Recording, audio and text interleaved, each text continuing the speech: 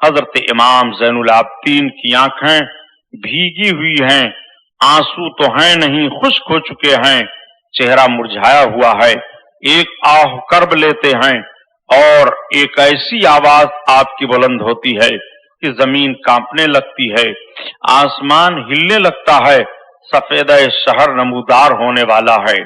حضرت امام زین العابدین کے شہزادے نے تیمم کیا، نماز ادا کی، حضرت زینب کو آواز دی، حضرت زینب نے اور دوسرے لوگوں کو آواز دیتی ہیں، بے ہوشی کا عالم ہے۔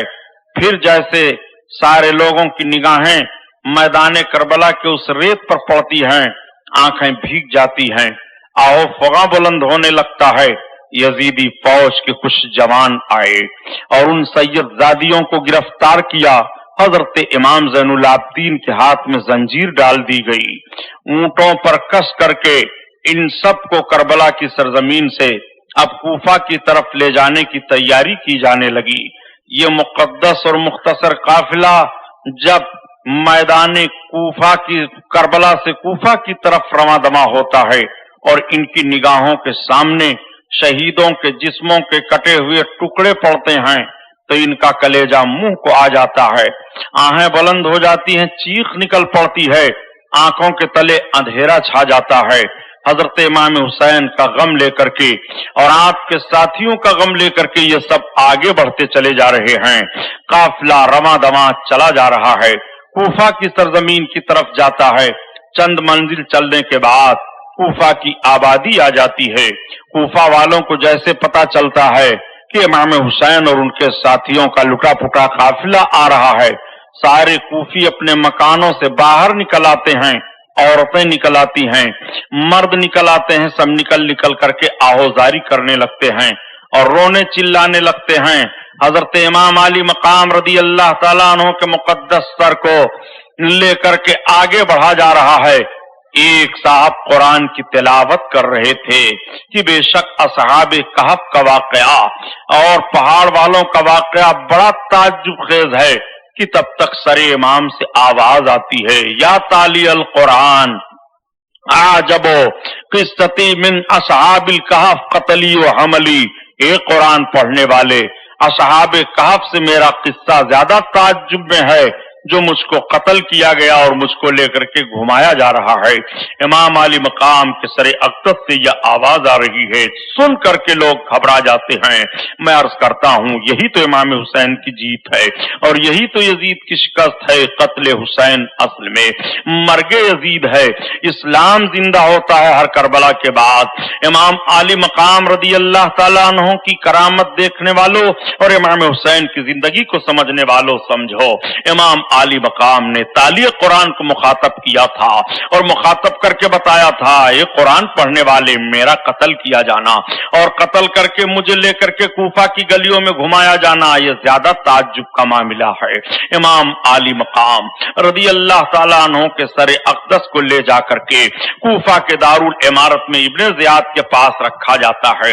تمام کوفی قیدیوں کے پاس جمع ہو جاتے ہیں، رونا دھونا شروع کرتے ہیں۔ حضرت زینب رضی اللہ تعالیٰ عنہ نے للکارا، کوفیوں تمہیں رونے سے کوئی فائدہ نہیں ہوگا، کوفہ کے ناپکارو تمہیں لوگوں نے ہمارے گھروں کو اجاڑا ہے، تمہیں لوگوں نے نماز رسول پر تلوار چلائی ہے، تمہیں لوگوں نے مہمان بنا کر کے بلایا تھا اور تم اس طرح سے غدار اور بے وفا نکلے ہو، تم نے اپنے ہاتھوں کو امام حسین کے خون سے رنگین کر لیا ہے، قیامت کے میدان میں تمہارے لیے سرخ روئی نہیں ہوگی۔ نادانو، تم بک کر کے یزیدی فوج کے ہاتھ پر اپنی دنیا بنا کر کے اپنے دین کو خراب کر ڈالے ہو، تمہیں اطمینان و سکون نہیں ملے گا۔ نادانو، اب رونے سے کیا فائدہ ہے، رو دو کر کے اگر تم چاہتے ہو کہ ہمیں خوش کر لو تو یہ ناممکن ہے۔ اب کہاں فاطمہ کی بیٹی زینب کو خوشی تم دلا سکتے ہو، جبکہ فاطمہ کی بیٹی زینب کے سامنے زینب کے بھائی امام حسین کی گردن کاٹی گئی ہے، امام حسین کے جسم پر گھوڑے دوڑائے گئے ہیں۔ ایک کوفیو، تم نے سب سے پہلے غداری کی تھی کہ امام کے بھائی की हजरत मुस्लिम बिन अकील और उनके दोनों शहजादों को शहीद किया था, ये तुम्हारी गद्दारी है कि नहीं? ये तुम्हारी बेवफाई है कि नहीं? दुनिया के लालची कुत्तों, अब रो करके क्या करोगे? तुम्हें कयामत तक रोना रहेगा, हमारे करीब से हट जाओ। हजरत ज़ैनब रज़ी अल्लाह ताला अन्हा ऐसा खुतबा देती हैं कि ये सब के सब शर्मसार हो जाते हैं और शर्मो नदामत से अपनी निगाहों को झुका लेते हैं, इधर उधर तितिर बितिर हो जाते हैं, अपने घरों में चले जाते हैं। तारीख बता रही है कि कूफा का कोई ऐसा घर नहीं था जो घर शहादत इमाम हुसैन के बाद मातम कदा न बन गया हो। कूफा का कोई ऐसा घर नहीं था जिस घर से आहो फुगा की आवाज न आ रही हो। कूफा का कोई ऐसा घर नहीं था कि जिस घर में हजरत इमाम हुसैन के शहादत का गम न मनाया जा रहा हो। यही तो इमाम हुसैन की जीत है। यजीद ने सोचा था इमाम हुसैन के न रहने के बाद हमें इत्मीनान सुकून मिल जाएगा, लेकिन इत्मीनान सुकून मिलना कहाँ है?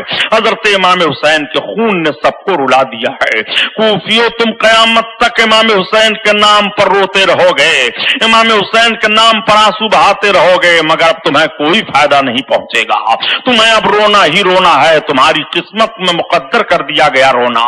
हजरत ज़ैनब का यह खुतबा था कि कूफा वालों के दिल दहल जाते हैं। इमाम आली मकाम रज़ी अल्लाह ताला अन्हु का सर अक़दस कूफा के दारुल इमारत में इब्ने ज़ियाद के सामने रखा जाता है, और जैसे इब्ने ज़ियाद के सामने रखा गया, इब्ने ज़ियाद सर इमाम को देखने के बाद कहता है, आज तक मैंने इतना हसीनो जमील चेहरा नहीं देखा था, इतने अच्छे दांत नहीं देखे थे। उसके हाथ में एक छड़ी थी।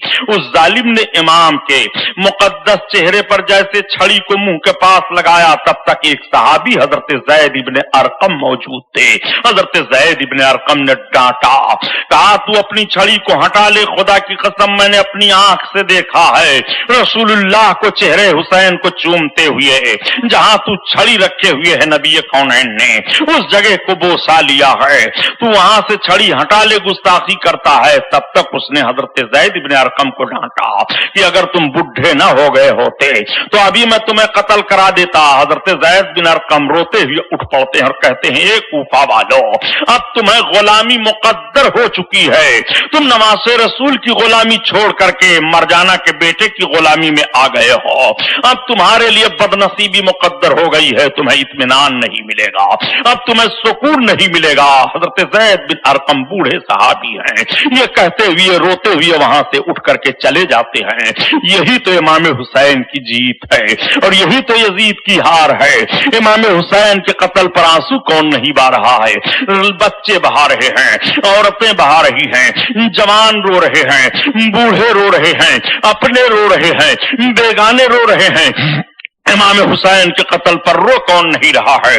आओ जरा देखो माहौल कैसा है। यही इब्ने ज़ियाद जालिम हजरत इमाम हुसैन रज़ी अल्लाह ताला अन्हु के सर अक़दस को इधर से उधर करता है और पूछ पड़ता है, बताओ ये कौन है? इतना सुनना था कि हजरत इमाम ज़ैनुल आबिदीन की तरफ इशारा करते हुए बताया। इमाम ज़ैनुल आबिदीन के ताल्लुक से किसी ने कह दिया ये अली के बेटे पोते हैं, हुसैन के लड़के हैं। किसी जालिम ने कहा इन्हें क्यों छोड़ दिया गया, इन्हें भी कत्ल कर दिया जाता। हजरत ज़ैनब रज़ी अल्लाह ताला अन्हा लेकर के हजरत इमाम ज़ैनुल आबिदीन को चिमट जाती हैं और कहती हैं, सुन इब्ने ज़ियाद, अगर नवासे रसूल को तू कत्ल करके सुकून नहीं पाया और इस बच्चे को भी कत्ल कर देना चाहता है कि नस्ले मुस्तफा दुनिया से खत्म हो जाए, तो सबसे पहले तुझे तलवारों से हम सबको खत्म करना पड़ेगा और सबसे पहले तुझे ऐलान करना पड़ेगा कि अब दुनिया में नस्ले मुस्तफा को बाकी नहीं रखना है। अगर तेरे अंदर ये हिम्मत हो तो तू तलवार हमारे हाथ में दे दे और आगे बढ़। वो कहता है ये कौन औरत है? किसी ने बताया हुसैन की बहन ज़ैनब है, फातिमा की बेटी है। जालिम कहता है तभी तो इतनी तेज तर्रार हैं और इस तरह से बोल रही हैं, बेहयाई की हद हो गई है। शहजादी रसूल के ताल्लुक से जालिम का इतना सख्त जुमला मेरे दोस्तों, जिसने हया को शोबे ईमान करार दिया था और जिब्रील जिसके घर में नहीं आ रहे थे, हिजाब का लिहाज फरमाते करते हुए आज रसूल कौनैन की शहजादी के ताल्लुक से इस तरह से उन जालिमों ने रवैया इख्तियार किया है, बेहयाई खत्म कर दी गई है इन पर हया का मामला खत्म कर दिया गया है। कितने जालिम हो गए थे कूफी, दुनिया ने इन पर किस तरह से मुसल्लत कर लिया था अपना भूत, और मुसल्लत करके इनके वकार को तबाह बर्बाद कर दिया था। आप जरा देखते चलिए, हजरत इमाम ज़ैनुल आबिदीन रज़ी अल्लाह ताला अन्हु अपनी फूफी से कहते हैं, फूफी जान आप खामोश हो जाएं, इस जालिम को जवाब मैं दूंगा। हजरत इमाम ज़ैनुल आबिदीन कहते हैं, इब्ने ज़ियाद सुन, तू मुझे कत्ल नहीं करवा सकता है, मैं तुझे कत्ल कर दूंगा, मेरे हाथ में तलवार हो, और अगर तू मुझे कत्ल करने की जिम्मेदारी कबूल करता है तो मेरा और तेरा मुकाबला होगा। अब भी हुसैन के बेटे की ये आवाज है कि ईवान बातिल में घुस करके और इस तरह से हिम्मत और जुरात के साथ दुश्मन के सामने बेबाकाना तौर पर अपने मतलब को बयान करता हुआ दिखाई दे रहा है। तारीख कह रही है यही तो हुसैन के जिगर गोशे हैं, यही तो अली के कछार के शेर हैं, यही तो रसूल कौनैन के शहजादे हैं, यही तो हिम्मत और जुरात वाले हैं, यही तो आईने जवा मर्दा हक गोयो बेबाकी अल्लाह के शेरों को आती नहीं रोबाही। यही तो वो लोग हैं जिन्होंने अपने हिम्मत मर्दाना की बुनियाद पर दुनिया के सामने अपनी तारीख मुरतब कर दी है और ये बता दिया है, ये दुनिया के लोगों, मर्द मोमिन कभी डरता नहीं है और मर्द मोमिन कभी घबराता नहीं है। मर्द मोमिन हक बात कहने के लिए अपने जान की परवाह भी नहीं करता है। उसकी निशानी करबला की सरजमीन से इमाम हुसैन के शहजादे हजरत इमाम ज़ैनुल आबिदीन जा रहे हैं और उसका सारा सबूत हजरत इमाम ज़ैनुल आबिदीन पेश कर रहे हैं। इमाम ज़ैनुल आबिदीन की इस बात से इब्ने ज़ियाद घबरा गया और उस पर कपकपी तारी हो गई, वो खामोश हो जाता है। फिर थोड़ी देर के बाद वो बोलता है कि बेटा देख, तेरे बाप को अल्लाह ने रुस्वा कर दिया और तेरे बाप को इस तरह से कत्ल होना पड़ा। हजरत इमाम ज़ैनुल आबिदीन फरमाते हैं तू गलत कह रहा है, अल्लाह ताला ने जिस पर जो मुसीबत नाजिल की है पहले उसके लिए मुकद्दर कर दिया है, हमारे लिए इसमें जिल्लत और रुसवाई नहीं है। हमारे बाप को कत्ल होने के बाद तो शहादत का दर्जा मिल गया है, लेकिन मेरे बाप के कत्ल में और मेरे बाप के खून से अपने हाथ को तूने रंगीन किया है, आकबत तेरी बर्बाद हो गई है। तो जिसकी आकबत बर्बाद हो रही है तबाही उसके लिए है, जिसकी आखिरत बर्बाद हो रही है जिल्लत उसके लिए है, जिसकी आखिरत बर्बाद हो रही है रुसवाई उसके लिए है। और रुसवाई उसके लिए नहीं है जो आखिरत में शहादत का जोड़ा पहन करके जा रहा है, जिल्लत उसके लिए नहीं है जो अपने खून के धारों और फव्वारों से मजहब इस्लाम की बुनियाद को मजबूत कर रहा है, जिल्लत उसके लिए नहीं है। जाल हक ज़ाक़ल बातिल इन्नल बातिल काना ज़हूक़ा। तू समझ क्या रहा है कि जिल्लत हमारे बाप के लिए है? नहीं, शहादत का जाम मेरे बाप ने पिया है और मेरे बाप के खून में अपने हाथों को तुम लोगों ने रंगीन करके मेरे नाना की शफाअत से महरूमी तुम लोगों ने ले ली है, इसलिए जिल्लत तुम्हारे लिए है। हजरत इमाम ज़ैनुल आबिदीन ऐसी दलीलें इब्ने ज़ियाद के सामने रखते हैं कि इब्ने ज़ियाद खामोश हो जाता है, उसके पास कोई जवाब नहीं रह जाता। इब्ने ज़ियाद कहता है अच्छा ले जाओ इन सबको और इनके बाप के सर को पूरे कूफा में घुमाओ ताकि लोग इबरत हासिल करें कि हुकूमत से कभी बगावत नहीं करनी चाहिए। हजरत इमाम ज़ैनुल आबिदीन की आंखें भीग जाती हैं। कूफा के बाजारों में घुमाया जाता है और कूफा के बाजारों में घुमाने के बाद इब्ने ज़ियाद फिर चंद सवारों के साथ कहता है कि इनके सरों को अमीर शाम की तरफ लेकर के दमिश्क चले जाओ यजीद के पास और जल्द से जल्द बता दो, इनाम और इकराम हासिल कर लो कि देखो हुकूमत की बगावत करने वाले हुसैन इब्ने अली का काम किस तरह से जल्दी से तमाम कर दिया गया है। ये जालिम लोग कूफा से अब चलने की तैयारी कर रहे हैं। आइए आप जरा देखिए, आज पूरी दुनिया में कूफा का नाम लिया जा रहा है, आज पूरी दुनिया में कूफा की तारीख दोहराई जा रही है, आज पूरी दुनिया में कूफियों की बेवफाई की मिसाल पेश की जा रही है। किस बुनियाद पर? इसलिए कि कूफा वालों ने इमाम हुसैन के साथ दगा किया था। मिसाल बन करके ये सारी दुनिया में पेश किए जाते हैं। क्या कूफी ज़हन फिक्र रख रहे हो? क्या कूफी बेवफाई इख्तियार कर रहे हो? कूफियों की तरह हो गए हो बेवफाई में? पता ये चला कि बेवफाई में बड़े मशहूर थे। इनका तरीका ये था कि ये बिकाऊ माल थे, बिक जाया करते थे और अपनी इज्जत अपनी मर्यादा को चंद टके पर बेच दिया करते थे। आज भी जो कौमें बिक जाया करती हैं और चंद टके पर मिल्लत का सौदा कर लिया करती हैं, उनके लिए तबाही और बर्बादी मुकद्दर कर दी जाती है। और कौम के जो अफराद मरना गवारा कर लेते हैं, बिकना गवारा नहीं करते, कौम के जो अफराद افراد اپنی آبرو کا سودا نہیں کرتے ہیں، ہر موڑ پر وہ کامیاب ہوتے ہیں، اور انہی کے لیے آواز آتی رہتی ہے کہ دشت تو دشت ہے، دریا بھی نہ چھوڑے ہم نے، اور بحر ظلمات میں دوڑا دیے گھوڑے ہم نے، دی اذاں کبھی یورپ کے کلیساؤں میں اور کبھی افریقہ کے تپتے ہوئے صحراؤں میں، آؤ نظری فکری اختلاف کو اپنے سامنے رکھتے ہوئے ذرا اسلام کے تقدس کو ملاحظہ کرو۔ اسلام کی یہی وہ مقدس ہستیاں تو تھی جن مقدس ہستیوں نے اپنے تقدس کی بنیاد پر اسلام کو فروغ دیا تھا۔ امام حسین رضی اللہ تعالیٰ عنہ کی بہن حضرت زینب نے کوفیوں کو پردے کے تعلق سے للکارا تھا، ظالموں تمہارا کیسا وقار بن رہا ہے، تم کس بنیاد پر اسلام کے ماننے والے کہے جاؤ گے؟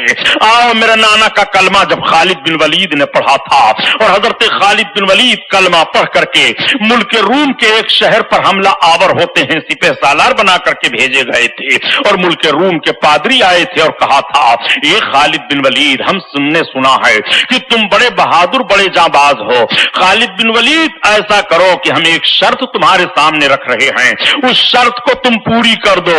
خالد بن ولید بلا لڑے بھڑے قلعہ ہم تمہارے حوالے کر دیں گے، ہم سب خود تمہارے حوالے ہو جائیں گے۔ مسلمانوں، یہ تاریخی واقعہ پیش کرنے کا مقصد یہ نہیں ہے کہ آپ واقعہ سن کر کے اپنے ذہن کے لیے سکون حاصل کر لیں، بلکہ اس تاریخی واقعے کے پیچھے آپ کے ذہن و فکر میں جو نتیجہ مرتب کرنے کی کوشش کر رہا ہوں اس نتیجے پر غور فرمائیے کہ تقدس کس طرح سے تمہیں فروغ دیتا ہے اور نگاہوں کے پاکیزگی کی سلامتی سے قوم کس طرح سے آگے بڑھتی ہے۔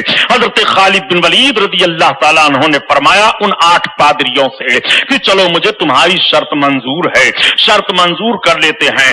سویرے سویرے نماز فجر ادا کرنے کے بعد حضرت خالد بن ولید رضی اللہ تعالیٰ عنہ قلعہ کی طرف اپنے گھوڑے کو دوڑا دیتے ہیں، پیچھے لشکر اسلامی کے جوان جا رہے ہیں، قلعہ کا دروازہ کھلا ہوا ہے، آپ اپنے گھوڑے کو ڈال دیتے ہیں اور آگے بڑھتے ہیں، نگاہیں دائیں بائیں دیکھتی ہیں، پھر پیچھے مڑ کر کے دیکھتے ہیں اور ارشاد فرماتے ہیں اسلامی نوجوانوں سے، اے میرے اسلامی نوجوانوں، اب میری سمجھ میں بات آ گئی ہے کہ عیسائیوں نے اور پادریوں نے کیوں ہمارے سامنے یہ شرط رکھی تھی کہ آپ میرے قلعہ کے دروازہ کو پار کر جائیے، بات سمجھ میں آ گئی ہے۔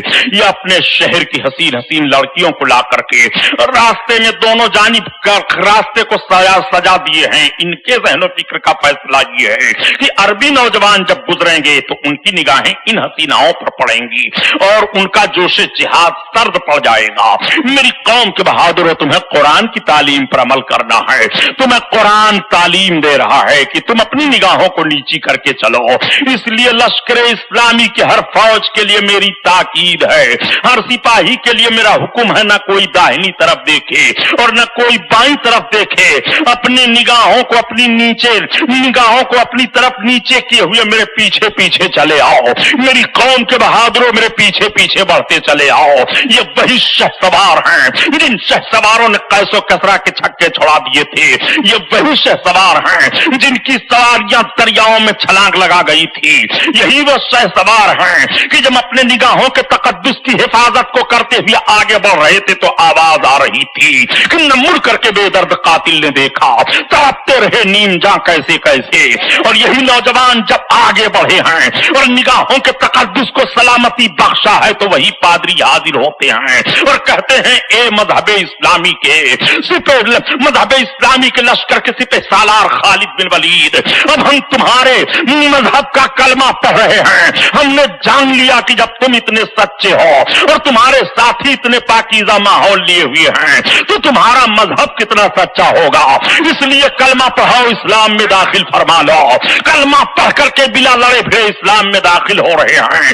اسی لیے تو کہا جاتا ہے کہ علی کی ذوالفقار لے، عمر کا اقتدار لے، حسن کا اعتبار لے، حسین کا شعار لے، وقار لے، قرار لے، مجاہدی قطار لے، مثال شاندار لے، قدیم یادگار لے، ابھی تو نوجوان ہے، ابھی تو نوجوان ہے، اور محمدی پیام لے، حریم کعبہ تھام لے، فضیلتیں تمام لے، سلام لے، کلام لے، دلاوری کا جام لے، بہادری سے काम ले, कदा का हाथ थाम ले, अभी तो नौजवान है, अभी तो नौजवान है। ये पैगाम तुम्हें करबला की सरजमीन से मिल रहा है, ये पैगाम तुम्हें कूफा के मैदान से मिल रहा है, ये पैगाम तुम्हें कूफा की गलियों से मिल रहा है, ये पैगाम तुम्हें इमाम ज़ैनुल आबिदीन की हिम्मतो जुरात से मिल रहा है।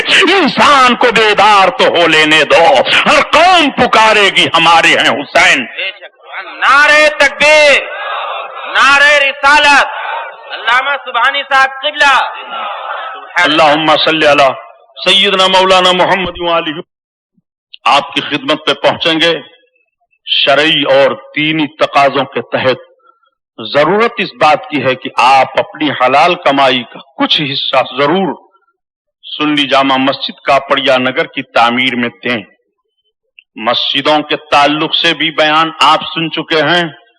मस्जिदों की हुर्मत का मामला भी तो था, सजदों की हिफाजत का पैगाम भी तो करबला के मैदान से है। इसलिए ये अरकान या जिम्मेदारान आप हजरात की खिदमत में पहुंचे तो भरपूर आप इनका ताउन करें। दूसरी टीम हमारे मदरसे वाले जाएंगे ओपन लेकर के, या यूं ही आप उनका भी भरपूर ताउन करें। मैंने कल जिन लोगों का नाम लिया था वो नौजवान थोड़ी सी मेहनत आज और कर दें हजरत इमाम हुसैन रदी अल्लाह ताला अन्हु के नाम पर। इंशाअल्लाह के रास्ते में देने पर कम नहीं होता। दीन की राह में इमाम हुसैन ने खून बहा दिया था तो क्या सैयदों की नस्लें कम हुई हैं? आज दुनिया के गोशा गोशा में अल्हम्दुलिल्लाह सादात किराम का एक नूरानी काफिला पाया जा रहा है। नस्ल मुस्तफा की अफजाइश का आलम तो ये हुआ कि कुतुब, गौस, अब्दाल, औताद, अफराद की कमी नहीं हुई है। दुरूद शरीफ पढ़िए तो फिर बात आगे बढ़ जाए।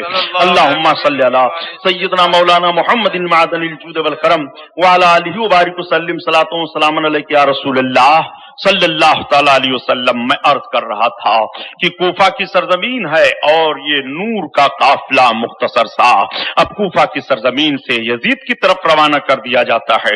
यजीद की तरफ जब रवाना किया गया तो सर इमाम खूली था, खूली को दिया गया। ये खूली बड़ा जालिम चाबिर था, नादान। ये सर इमाम को लेकर के अपने नेज़े पर आगे आगे बढ़ता चला जा रहा है। कई मंजिलें चलने के बाद जब ये सबके सब करीब पहुंचे और कई मंजिलें चलने के बाद जब ये हुआ कि अब दमिश्क करीब आ रहा है और हम वहां पहुंच जाएंगे, हजरत इमाम अली मकाम रदी अल्लाह ताला अन्हों के सर की करामत मुलाहजा करते चलिए। रास्ते में एक गिरजाघर पड़ता है एक राहिब का। ये सारे लोग जाते जाते वहां ठहर जाते हैं। उसकी निगाह पड़ी, वो बाहर निकला, उसने देखा कि चंद लुटे पुटे लोग हैं और मुख्तसर कटा हुआ सर है। पूछ पड़ता है राहिब, ये कटे हुए सर किसके तुम लोग लेकर के जा रहे हो? किसी ने बता दिया ये इमाम हुसैन इब्ने अली का सर है। कहा हो तुम लोग कौन? कहा हम सब उनके नाना के उम्मती हैं। उसने कहा अजीब मखलूक हो तुम सब, नाना के उम्मती तुम बन रहे हो और इस तरह से तुम लोगों ने जुल्म सितम किया है, इस तरह से तुम लोगों ने अपने रसूल के नवासे के साथ गलत काम किया है, तुम लोग बहुत बुरे हो। फिर उसने सरे हुसैन की तरफ देखा और देखते हुए कहा एक काम करो, आज रात भर के लिए इमाम अली मकाम का सर मुझे दे दो। ये बिकाऊ तो थे ही, इमाम अली मकाम के सर को 10,000 अशरफियों के बदले में रात भर के लिए राहिब को दे दिया। राहिब सरे इमाम को ले लेता है और लेने के बाद अपने रूम के अंदर ले गया। एक खुशबूदार चादर बिछाई, बेहतरीन गुस्ल दिया, जो खुशबू थी लगा करके उस तख्त पर सरे इमाम को रख दिया और रखने के बाद जियारत करने लगा। निगाहों से हिजाब उठ जाते हैं। राहिब देख रहा है कि आसमान और जमीन से नूर की बारिश हो रही है। राहिब ने अर्ज किया ए शहजादे रसूल आप जिंदा हो, आपके नाना का दीन जिंदा है, गवाह हो जाओ। मैं गवाही देता हूँ कि आपके नाना नबी बरहक है, मैं कलमा पढ़ता हूँ अशहदु अल्ला इलाहा इल्लल्लाह व अशहदु अन्ना मुहम्मदन अब्दुहु व रसूलुहु। राहिब कलमा पढ़ करके मुसलमान हो गया। मैं आपसे सवाल करता हूँ मुसलमानों जरा गौर करो, क्या आप भी इमाम हुसैन की कामयाबी में आपको शको शुबा होगा? यजीदी तो 10,000 अशरफियों की लालच में सरे امام کا سودا کر رہے ہیں، مگر سر امام کی کرامت ملاحظہ کرو، اسلام زندہ ہوتا ہے کربلا کے بعد۔ امام کا مقدس سر دیکھنے کے بعد راہب کلمہ پڑھتا ہوا دکھائی دے رہا ہے۔ یہی تو امام حسین کی جیت ہے اور یہی تو یزید کی شکست ہے۔ امام حسین حیات ظاہری سے تھے جب بھی کلمہ کا فروغ ہو رہا تھا، امام حسین کی گردن کٹی ہے۔ جب بھی کلمہ کا فروغ ہو رہا ہے لوگ کلمہ پڑھتے چلے جا رہے ہیں۔ قتل حسین اصل میں مرگ یزید ہے۔ اسلام زندہ ہوتا ہے ہر کربلا کے بعد۔ امام علی مقام رضی اللہ تعالی عنہ کے مقدس سر کی وہ رات بھر زیارت کرتا رہا، اور جب صبح کا سفیدہ پھیلا تو سر امام کو لا کر کے دے دیتا ہے اور 10,000 اشرفیوں کو لا کر کے ان کے سامنے اونڈیل دیتا ہے۔ یہ ظالم لوگ سر امام کو لیتے ہیں اور 10,000 اشرفیوں کو لیتے ہیں، لے کر کے جب چلے اور تھوڑی دور جانے کے بعد یہ ہوا کہ اب تقسیم کیا جائے، بانٹ لیا جائے۔ جب یہ اشرفیوں کی تھیلی کھولتے ہیں اور اس کو زمین پر گراتے ہیں تو وہ پتھر کی ٹھیکریاں بن جاتی ہیں، اور اس کی طرف آیت کریمہ لکھی ہوتی ہے جس کا مفہوم یہ ہے کہ ان قریب ظالم لوگ جان جائیں گے کہ ان کو ظلم کا بدلہ کیسے ملتا ہے۔ اور کیا یہ ظالم لوگ جانتے ہیں کہ اللہ تعالیٰ ان کے ظلم سے غافل ہے؟ نہیں نہیں، اس مفہوم کی آیت کریمہ ہے۔ یہ ظالم دیکھ رہے ہیں امام حسین کی اس کرامت کو بھی کہ راہب نے کلمہ پڑھ لیا ہے اور اشرفیاں پتھر کی ٹھیکریاں بن گئی ہیں، مگر اس کے باوجود ان کے دل پر دنیا کا عفریت اس طرح سے مسلط تھا اور یہ نفس امارہ کے شکار اس طرح سے ہو گئے تھے کہ یہ سمجھ ہی نہیں پا رہے تھے ہم کر کیا رہے ہیں۔ ان کی تقریر کا معاملہ اس طرح سے بگڑ چکا تھا، ان کی زندگی کا نشیب و فراز اس طرح سے دھوکہ کھا چکا تھا۔ حضرت امام علی مقام کے مقدس سر کو لے کر کے یہ آگے بڑھتے رہے، بہت سارے مقامات آئے اور بہت سارے مقامات پر کرامتوں کا ظہور ہوا، لوگوں نے دیکھا اور لان تان کرنا شروع کیا۔ یزید کو لان تان کرتے تھے اور یزیدی فوجیوں کو ڈانٹتے پھٹکارتے تھے، بلکہ ایک جگہ یہ لوگ پہنچے جس کو موصل کہتے ہیں، تو موصل کے شہری سارے نکل آئے اور کہا یہ ہو ہی نہیں سکتا کہ ایسے ظالموں کو اپنے شہر کے قریب ٹھہرا دیا جائے اور ان کو اپنے شہر میں گھسنے دیا جائے۔ یہ سر امام کو لے کر کے آ رہے ہیں۔ سارے شہر کے لوگ نکل آئے، کہا خبردار، ہم کسی بھی یزیدی فوج کے سپاہی کو اپنی آبادی میں گھسنے نہیں دیں گے۔ یہی تو میں عرض کرتا ہوں پیارے امام حسین کی جیت کہاں کہاں دیکھو گے۔ امام حسین کے قتل کا انجام ان کے سامنے آ رہا ہے، اللہ تعالیٰ کا انتقام شروع ہو گیا ہے، خون حسین کا بدلہ ظاہر ہو گیا ہے۔ امام علی مقام کی بنیاد پر رسوائیاں ان کے سر پر مسلط کر دی گئی ہیں۔ یہ اور آگے بڑھتے ہیں اور جب دمشق کے قریب پہنچے تو رات ہو گئی تھی۔ یہی خولی مردود جو سر امام کو لیے ہوئے تھا لے کر کے سر امام کو اپنے گھر سیدھے چلا جاتا ہے۔ رات ہو گئی تھی، جب گھر یہ پہنچا تو گھر پہنچنے کے بعد اس کی بیوی نے دیکھا میرا شوہر کچھ اپنے کپڑے میں لپیٹے ہوئے ہے، پوچھ پڑتی ہے کیا لائے ہو؟ اس نے کہا سر امام حسین کو کاٹ کر کے لایا ہوں۔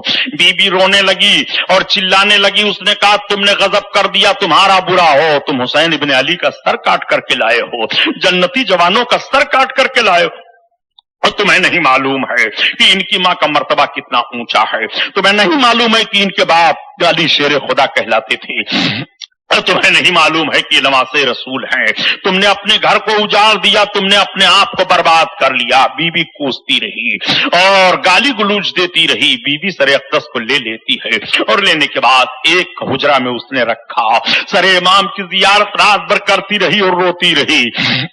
صبح اٹھنے کے بعد سر انور کی زیارت کرتی ہے اور زیارت کرنے کے بعد کہتی ہے سنو میں نے جو دیکھا ہے سر امام کے پاس میں کس سے بیان کروں۔ خولی کی بیوی کا بیان یہ ہے کہ میں جب زیارت کر رہی تھی تو میں دیکھ رہی ہوں کہ 4 عورتیں آئی ہیں، وہ چاروں عورتیں اپنے ہاتھ میں باری باری سر اقدس کو لے لیتی ہیں۔ میں پوچھ پڑتی ہوں اے مخدوم کائنات بتاؤ کون ہو؟ تب تک آواز آتی ہے اے بیٹی تو نے میرے بیٹے کے سر کا کا احترام کیا ہے. اس لیے میں تمہیں بتائے دیتی ہوں کہ میں کون ہوں. میں فاطمہ حسین کی ماں ہوں.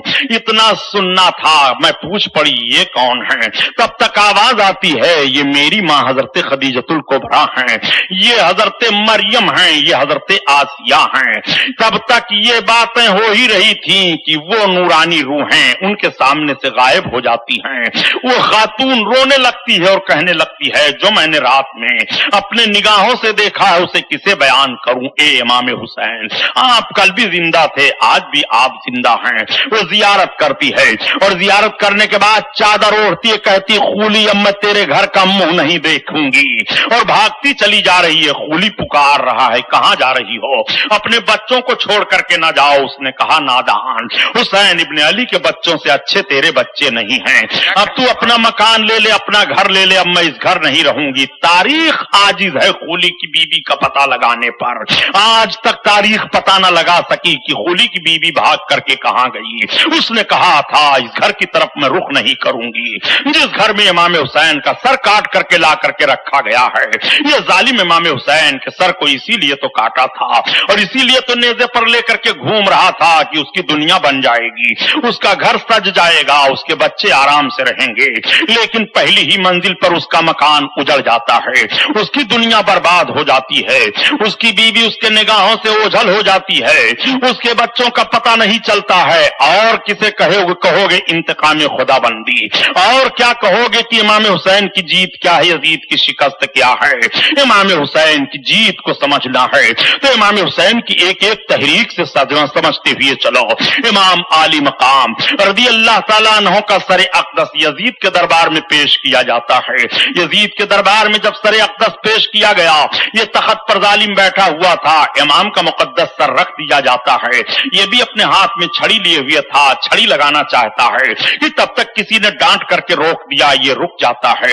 یہ کہتا ہے تم اسی منہ سے خلافت کا دعویٰ کر رہے تھے, اسی منہ سے تم کہہ رہے تھے کہ میں خلیفہ برحق ہوں اور میری حکومت کو غیر شرعی حکومت قرار دے رہے تھے کہ تب تک کسی نے کہہ دیا اے ابن معاویہ تو اس طرح کی جرات مت کر اور امام علی مقام کی شان میں توہین آمیز جملے مت کا.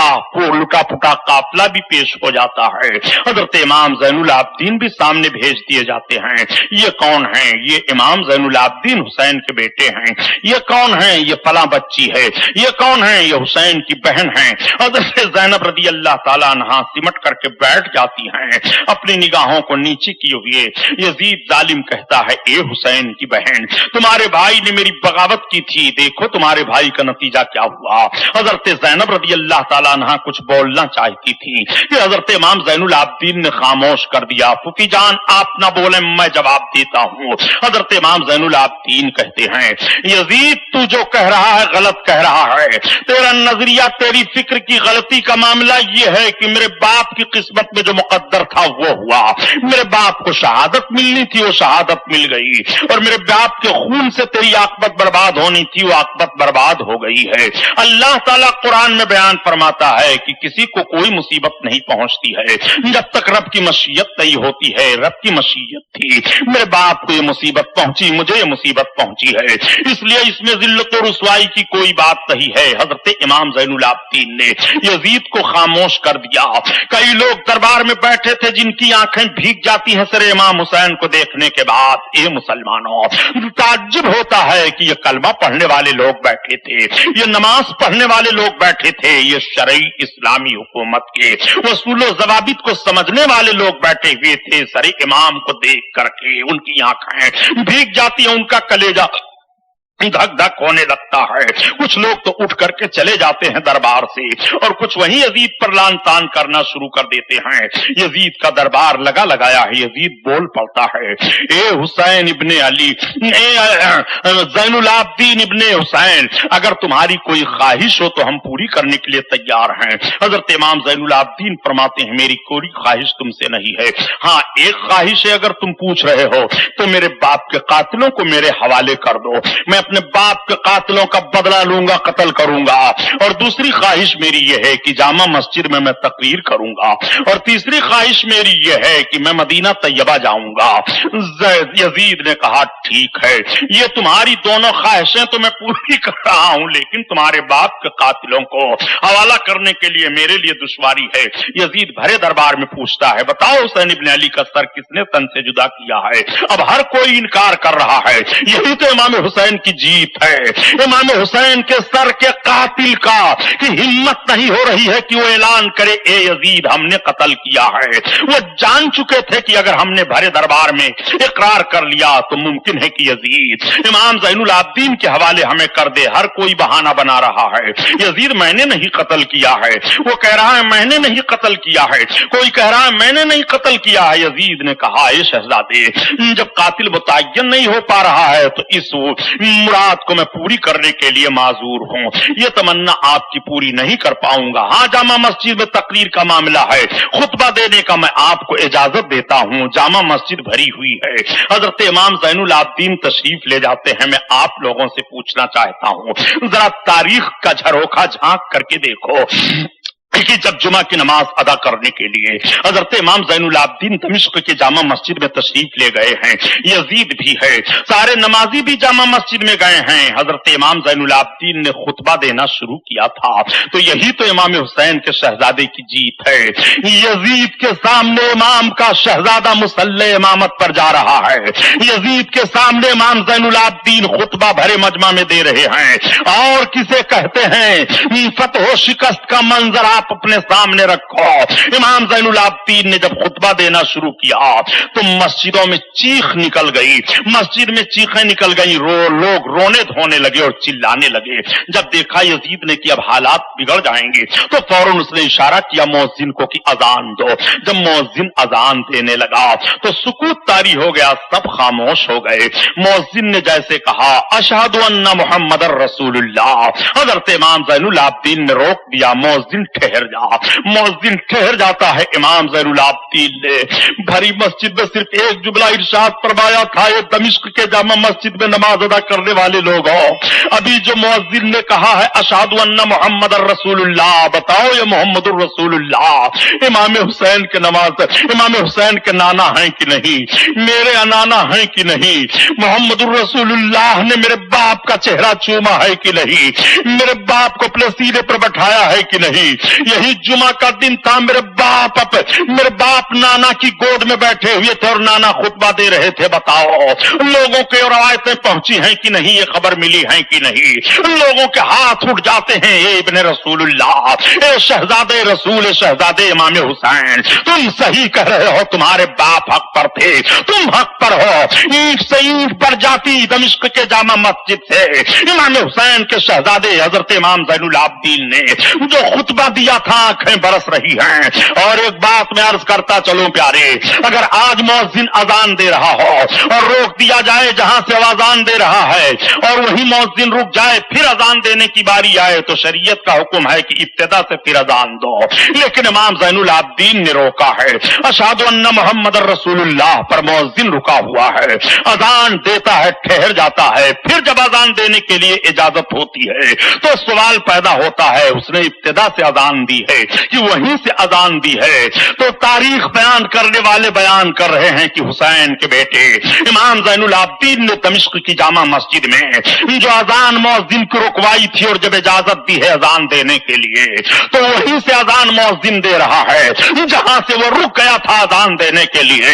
انہیں یہ مسئلہ معلوم ہے کہ اذان یہ روک رہے ہیں جن کے گھر کی اذان ہے، یہ اذان روک دیں تب بھی اذان ہو رہی ہے اور اذان ہو رہی ہو تب بھی اذان ہو رہی ہے، تو یہی تو حسین کی جیت ہے، یہی یزید کی شکست ہے۔ قتل حسین اصل میں مرگ یزید ہے، اسلام زندہ ہوتا ہے ہر کربلا کے بعد۔ آؤ دیکھو مزاج سمجھو، شہزادے رسول کی عظمتوں کا ڈنکا آج بھی ساری دنیا میں بج رہا ہے اور قیامت تک بجتا رہے گا۔ نماز ادا ہوتی ہے، حضرت امام زین العابدین مسجد سے باہر تشریف لاتے ہیں، آنکھیں بھیگی ہوئی ہیں، دنیا میں 3 آدمیوں سے ज्यादा कोई नहीं रोया है। एक तो जन्नत से मुंतकिल होने के बाद हजरत आदम अलैहिस्सलाम, और दूसरे हजरत यूसुफ अलैहिस्सलाम की जुदाई पर हजरत याकूब अलैहिस्सलाम, और तीसरे सारे दुनिया के इंसानों में सबसे ज्यादा जिसके आंसू बहे हैं वो वाक़े करबला के बाद हजरत इमाम ज़ैनुल आबिदीन है। वाक़े करबला के बाद हजरत इमाम ज़ैनुल आबिदीन की पूरी जिंदगी में कोई उनको हंसते हुए नहीं देखा था। एक मर्तबा किसी ने कह दिया कि हुजूर आपके लब पर कभी मुस्कुराहट नहीं आई है, तो आंखें भीग जाती हैं और कहते हैं ए लोगों, मेरे लब पर मुस्कुराहट क्या देखोगे, मैंने अपने इन आंखों से अपने भाइयों की लाशों को देखा है, अपने बाप के जिस्म के टुकड़े होते हुए मैंने देखा है, मैंने जो करबला का खूनी मंजर देखा है, ज़ैनुल आबिदीन को तो जिंदा नहीं रहना चाहिए। ए लोगों, अब मैं ऐसी सूरत में क्या मुस्कुराऊंगा, क्या हंसूंगा, मेरी खुशियों का जनाजा तो उसी वक्त निकल गया था।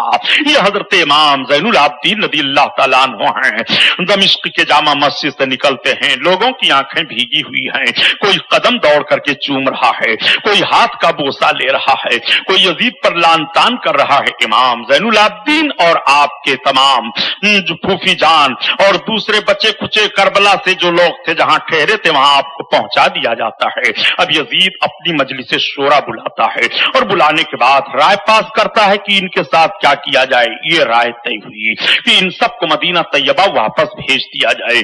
चुनांचे 20 आदमियों का काफिला तैयार किया जाता है और 20 आदमियों का काफिला तैयार करने के बाद नौमान बिन बशीर की क़यादत में उस काफिले को दे दिया जाता है। नौमान बिन बशीर बड़े ही मुहिब्बे अहले बैत थे और एहतराम करते थे, रास्तों से वाकिफ थे, उनकी जिम्मेदारी सौंप दी जाती है।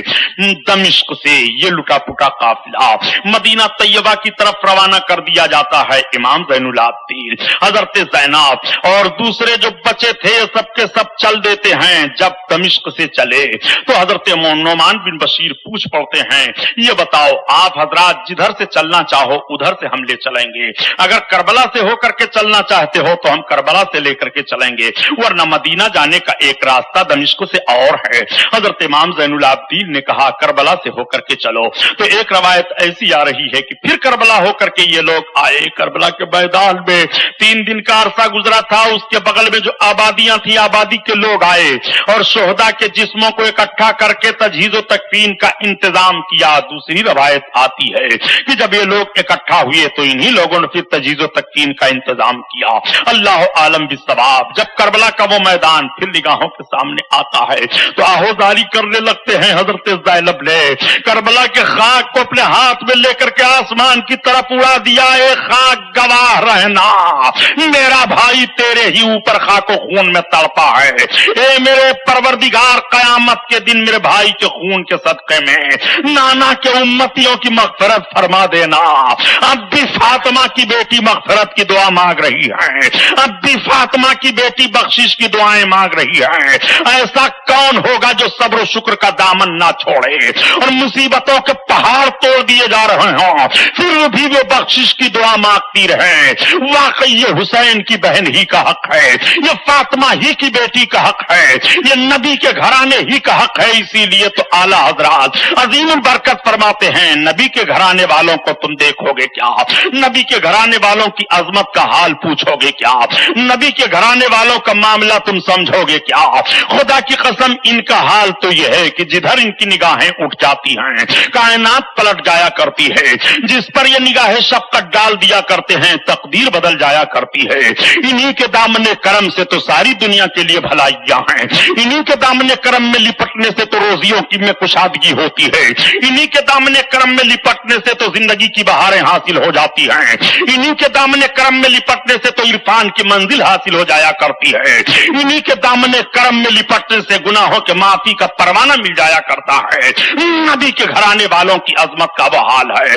आओ जरा देखो, ये नूरानी काफिला मदीना तैयबा की तरफ रवाना जा रहा है। यही वो काफिला था। जब काफिला आया था तो किस शान से आया था, और यही काफिला जा रहा है तो अली अकबर नहीं है, यही काफिला जा रहा है तो अली असगर नहीं है, यही काफिला जा रहा है तो कासिम नहीं है, यही काफिला जा रहा है तो हबीब इब्ने मज़ाहिर नहीं है, यही काफिला जा रहा है तो मुस्लिम इब्ने औसजा नहीं है, यही काफिला जा रहा है तो ज़हीर इब्ने क़य्यम नहीं है, यही काफिला जा रहा है तो अब्बास अलम बरदार नहीं है, यही काफिला जा रहा है तो उस्मान इब्ने अकील नहीं है, यही काफिला जा रहा है तो अब्दुल्ला इब्ने अकील नहीं है, یہی قافلہ جا رہا ہے تو عبد الرحمن ابن عقیل نہیں ہے، یہی قافلہ جا رہا ہے تو یہ شہسوار آنا ہے جنات نہیں ہے، قافلے میں سونا قافلہ چلا جا رہا ہے، روتا ہوا قافلہ چلا جا رہا ہے، یہ قافلہ غم و اندوہ کا پہاڑ بنتا ہوا چلا جا رہا ہے۔ جب مدینہ کی وادی قریب آتی ہے تو آنسوؤں کی لڑیاں جھڑی لگ جاتی ہے، جب لالا جان کا گنبد دکھائی دیتا ہے تو کلیجے ہوک سے باہر آتے ہیں، جب نانا جان کے گنبد پر نظر پڑتی ہے روضہ انور کی زیارت کرتے ہیں تو مچل جاتے ہیں۔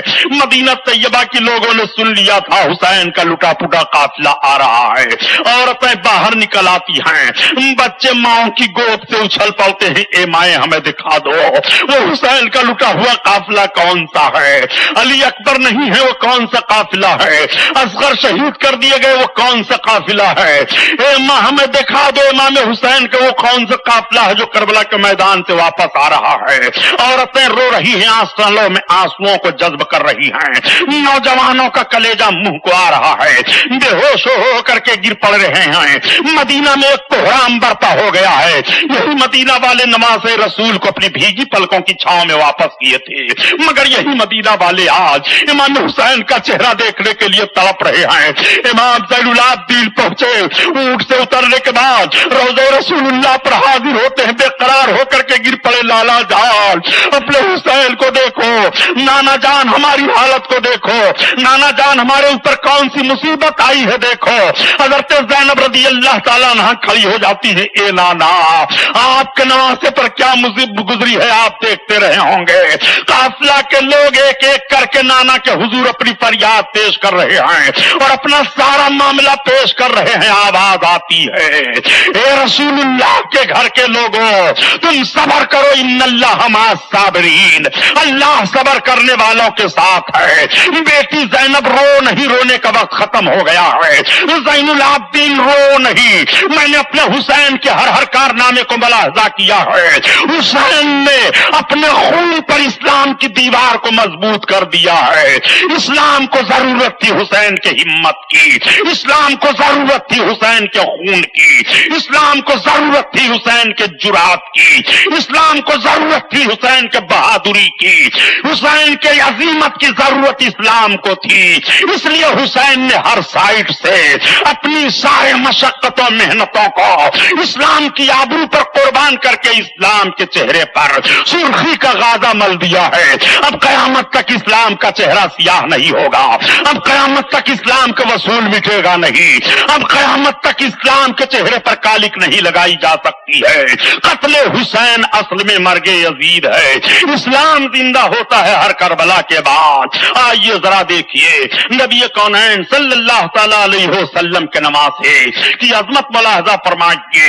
حضرت امام علی مقام کے یہ بچے کھچے اپنی اپنی فریاد نانا جان کی بارگاہ میں پیش کرتے چلے جا رہے ہیں، آنسوؤں کی لڑی بدھی چلی جا رہی ہے۔ مدینہ کے سربر آوردہ لوگ آتے ہیں، حضرت امام زین العابدین کو سہارا دیتے ہیں اور سہارا دینے کے بعد حضرت امام زین العابدین کو لے جاتے ہیں، عورتیں حضرت زینب کو تھام لیتی ہیں، حضرت سکینہ کو تھام لیا جاتا ہے، ام رباب کو تھام لیا جاتا ہے، لے جا کر کے بیٹھاتے ہیں، صبر و سکون کی تلقین کی جاتی ہے، لیکن آنسو کہاں رک رہے ہیں۔ مدینہ طیبہ میں ایک عجیب بحران برپا ہوا ہے، ایک عجیب معاملہ ہے۔ حضرت امام حسین کے حالات کا جائزہ لیا جاتا ہے، لوگ آ کر کے صبر و شکر کے ساتھ بیٹھ کر کے کربلا کے ایک ایک ماحول کو اپنی نگاہوں کے سامنے اپنے کانوں سے سن کر کے اپنے نگاہوں میں لاتے ہیں تو سب کی آنکھیں بھیگ جاتی ہیں۔ حضرت زینب رضی اللہ تعالیٰ عنہا نے اپنی آنکھوں سے کربلا کا دلدوز جو ماحول دیکھا تھا اس ماحول کو مدینہ والوں کے سامنے بیان کرتی ہیں تو مدینہ والوں میں ایسا کوہرام برپا ہوا کہ گھر گھر ماتم کدا من گیا تھا اور سارے لوگ رو رہے تھے، اے حسین آپ کی شہادت پر روا کون نہیں ہے؟ مکہ والے آپ کی شہادت پر روئے ہیں، مدینہ والے آپ کی شہادت پر روئے ہیں، زمین و آسمان والے آپ کی شہادت پر روئے ہیں، چرند و پرند آپ کی شہادت پر روئے ہیں۔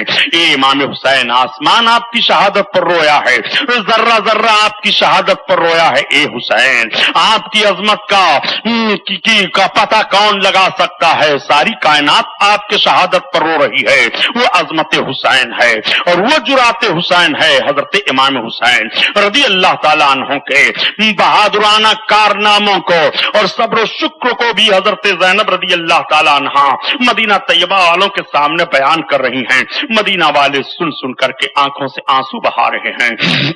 ادھر تو یہ معاملہ ہو رہا ہے اور ادھر اب ذرا یزید کا کارنامہ ملاحظہ کرو.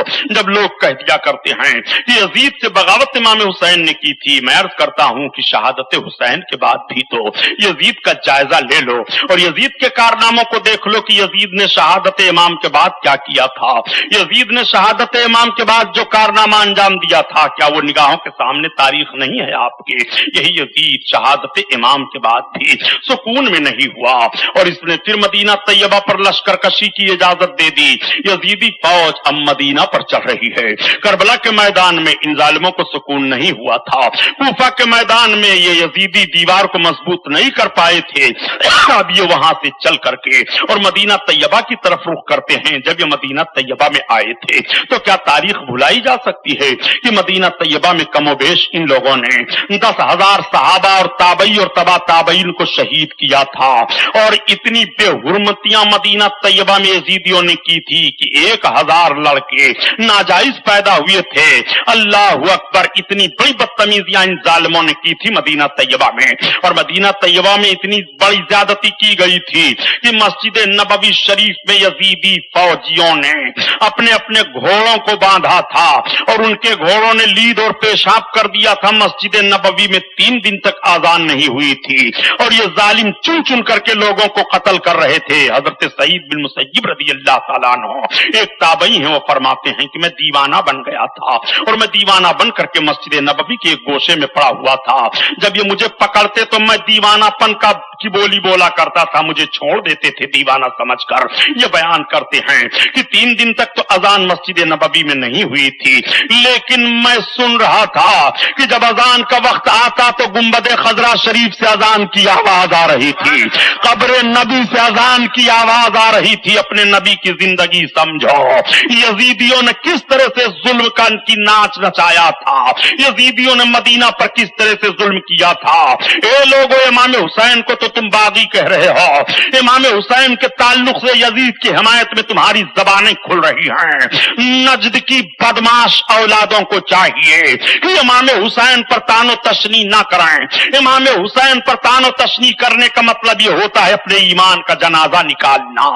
دیکھو مدینہ طیبہ کی بے حرمتی کس طرح سے یزیدیوں نے کی ہے. اور نبی کونین نے فرمایا تھا کہ جو مدینہ والوں کو ڈرائے گا اس کا ایمان سلامت نہیں رہے گا. نبی کونین نے ارشاد فرمایا تھا مدینہ والوں کو دھمکی نہ دینا، مدینہ والوں کو ڈرانا نہیں. نبی کونین صلی اللہ تعالی علیہ وسلم کے شہریوں کو ڈرایا اور دھمکایا جائے.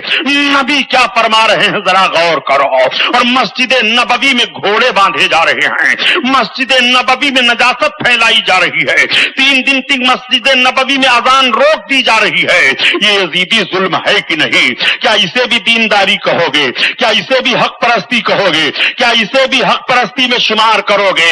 امام حسین تو کب کے شہید ہو گئے تھے، ان کی شہادت کے بعد مدینہ پر یہ حملہ ہوا ہے. ان کی شہادت کے بعد مدینہ پر یزید کو حملہ کرنے کی ضرورت کیا تھی؟ اس لیے اس نے دیکھا کہ ضرورت پیش آئی ہے کہ حسین کا خون کربلا میں تو بہا ہے، لیکن کربلا میں وہ خون بہا اور اس خون نے جو رنگینی مدینہ طیبہ تک ظاہر کی ہے، حسین کی تحریک مدینہ تک پہنچی ہوئی ہے اور مدینہ کی تحریک حسین لے کر کے کربلا میں آئے تھے. اس لیے حسین کو یہاں شہید کیا جا رہا ہے. مدینہ طیبہ میں حسینی کردار کو ختم کیا جائے. یزید دونوں میں فیل ہو جاتا ہے. کربلا کے میدان میں حسین شہید ہو گئے مگر وہ ہاتھ نہ لے سکا اور مدینہ طیبہ کی سرزمین پر یزیدی ظلم ہوا مگر مدینہ کے جانثاروں کو اپنے فیور میں وہ کر نہ سکا. اس لیے کہ حسین وہ ذہن و فکر دے کر کے گئے تھے، امام حسین وہ جرات دے کر کے گئے تھے. قتل حسین اصل میں مرگ یزید ہے. اسلام زندہ ہوتا ہے ہر کربلا کے بعد. درود پاک پڑھیے اللہم صلی علی سیدنا مولانا محمد معدن الجود والکرم وعلی آلہ وبارک وسلم صلاۃ و سلام علیک یا رسول اللہ صلی اللہ تعالی علیہ وسلم. شاست یہ پیشکش ہے رضا انٹرپرائزز کی. سامعین، اپنے ماحول کو اسلامی رنگ میں رنگنے کے لیے قرأت، منقبت، نعت، حمد، सुन्नी उलमा कराम के रूह परवर बयानात, मुशायरे और दीगर मजहबी ऑडियो कैसेट्स के लिए हमसे राब्ता कायम कीजिए। हमारा पता है रजा एंटरप्राइजेस, दुकान नंबर 3, छोटा सोनापुर, नजद अकबर पीर भाई कॉलेज, मौलाना Shaukat Ali road, Mumbai number 8। Telephone number 23091629।